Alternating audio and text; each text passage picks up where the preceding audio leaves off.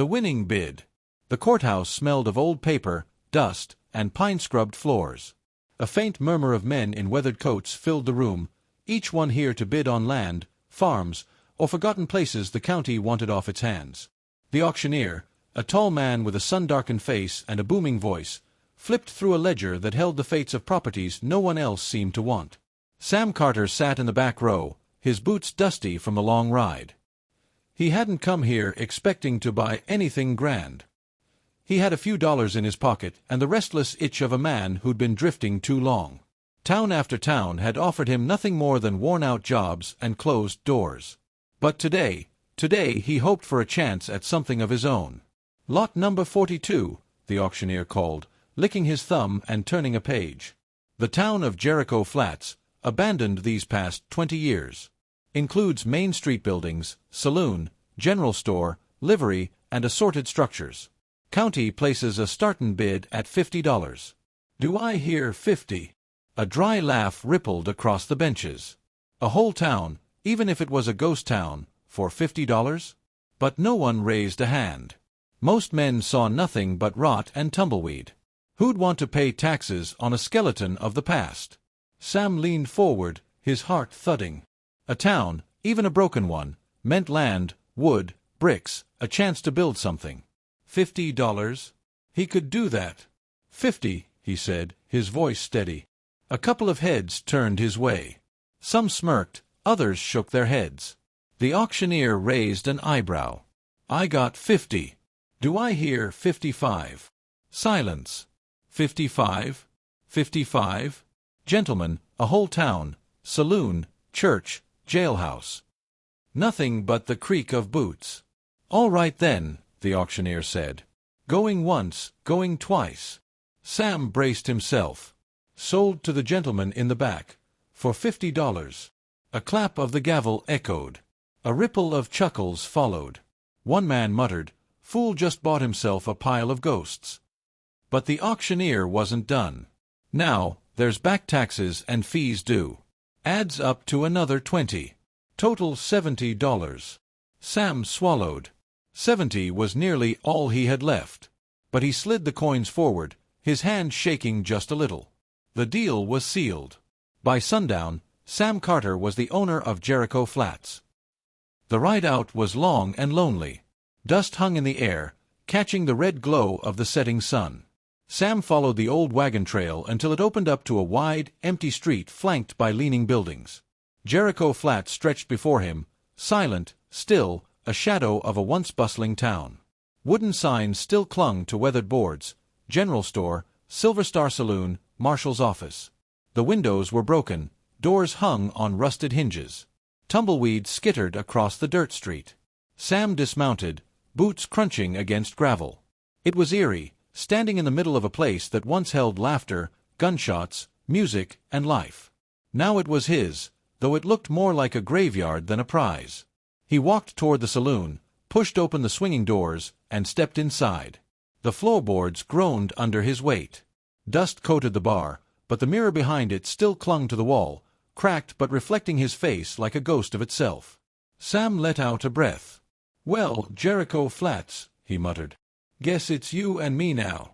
But just as he turned to leave, a sound stopped him. It wasn't the wind. It wasn't wood creaking. It was a cough. Sam froze. Slowly, carefully, he reached for the revolver at his hip. From the corner of the saloon, in the shadows near the stairwell, came another sound, soft, almost muffled. A child's whimper. Sam's blood ran cold. He wasn't alone. Chapter 2. The Widow in the Ghost Town. "Who's there?" Sam called, his voice sharp. His hand hovered near his gun but didn't draw it yet. From the darkened stairwell, a figure emerged. A woman, her dress worn but clean, her hair pinned back though strands had fallen loose.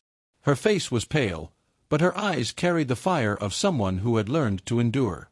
Behind her, clutching at her skirts, were 3 children, 2 boys and a little girl, none older than 10. Sam blinked, lowering his hand. "What in God's name?" "This is our home," the woman said quickly, her voice steady despite the tremor in her hands. "We don't mean trouble. Please, don't drive us out." Sam stared. Home. This town's been abandoned 20 years. Not by everyone, she replied, pulling her children closer. My husband, he brought us here 5 years ago. Said we could live free of debts, free of prying eyes. He's gone now, buried out back behind the church. But we stayed. It's the only place we've got. The little girl peeked up at Sam, wide-eyed.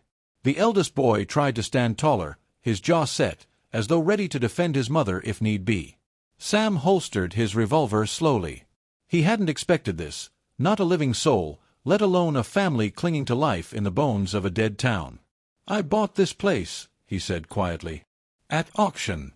Whole town's mine now. The woman's face fell. She looked down, lips pressed tight. For a long moment, silence stretched between them, broken only by the soft whimper of the youngest boy. If it's yours, she said at last, then tell us where to go. But know this, we've nowhere else. No kin. No money. Just these walls and each other. Sam felt a weight pressed down on his chest.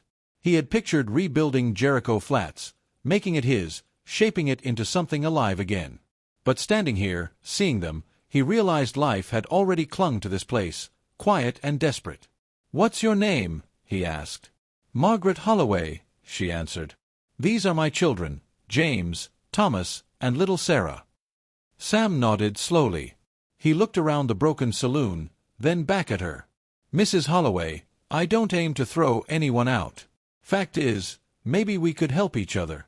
This place might be worth saving if there's hands to work it." Her eyes lifted, searching his face for truth. "You'd let us stay?"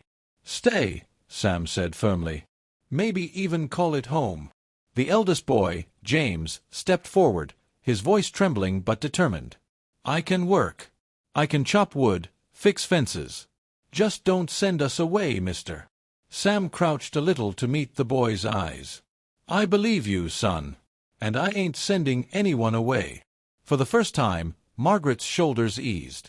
A faint, weary smile touched her lips. In that broken-down ghost town, beneath the last streaks of twilight, a bargain was struck, not of money, but of hope.